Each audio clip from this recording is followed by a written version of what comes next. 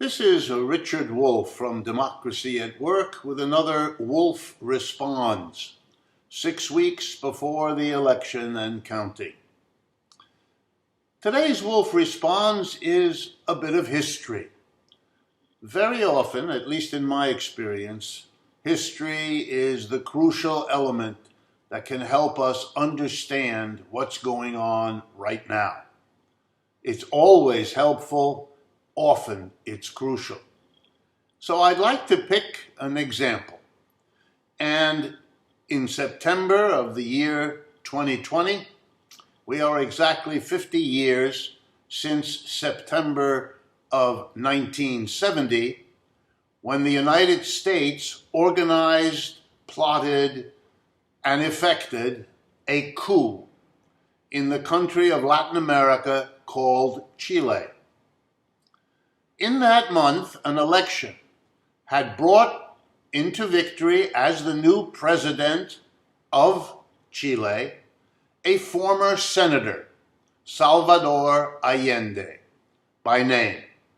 Long-serving, well-known, popular, which is why he won the election, which had other candidates from other political parties. Mr. Allende was a socialist. That's right, he advocated for Latin America and for his country in particular, a socialist alternative to capitalism.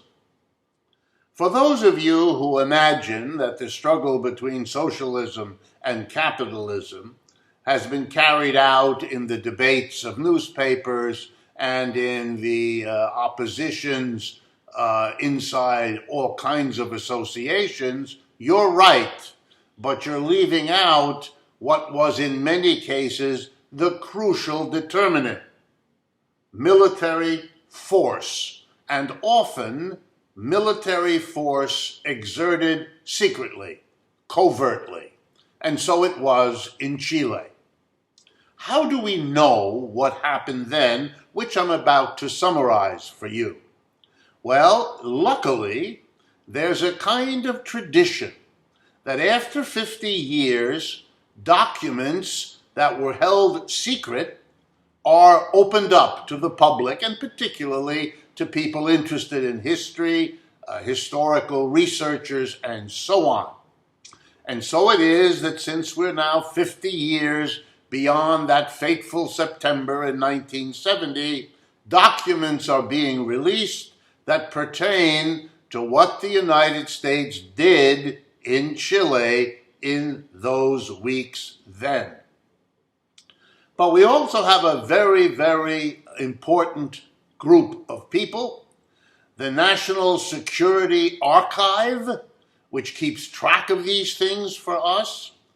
It is based in George Washington University in Washington, D.C., and I want to mention them because you can find out a great many fascinating details of what is emerging every week in the security archives of the United States as they get opened up under the so-called 50-year rule.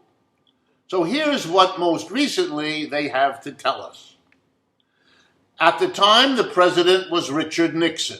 And at the time, the National Security Advisor was former Harvard professor Henry Kissinger, who would go on to bigger and better or worse, depending on your point of view, activities.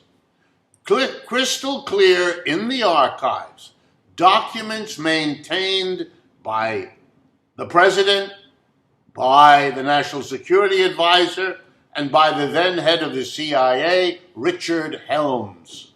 Put it all together, and Mr. Nixon ordered the secret military coup to prevent, that was the goal, to prevent the newly elected socialist president of Chile from being inaugurated, from taking power.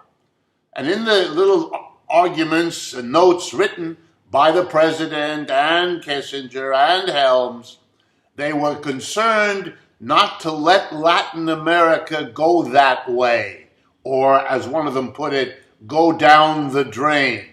In other words, how do you defeat socialism? Well, let's see. You foment a coup. A coup did happen in Chile shortly after these decisions were made in Washington. The coup had two results: the murder of Salvador Allende, the newly elected president, was killed, shot to death. And the replacement, instead of getting their newly elected, they got a military general as a dictator of Chile. You may have heard his name, Pinochet, for years thereafter. A desperately dark, murderous time in that country. That's what happened. No peaceful allowing to see what a socialist might bring to Chile. No willingness for a peaceful example of, let's see.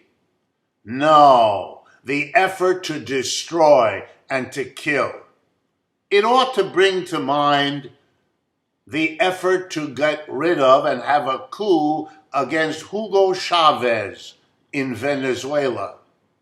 That one didn't work, but it almost did, and it was likely perpetrated by the same kinds of folks in the same place and for the same reasons. In the notes about overthrowing Allende in Chile, there was also a penciled remark, I believe from the president: let's make the economy really fall apart, scream, in order to undo the government once you can't quite be sure that the military coup will work. And what have we seen in Venezuela?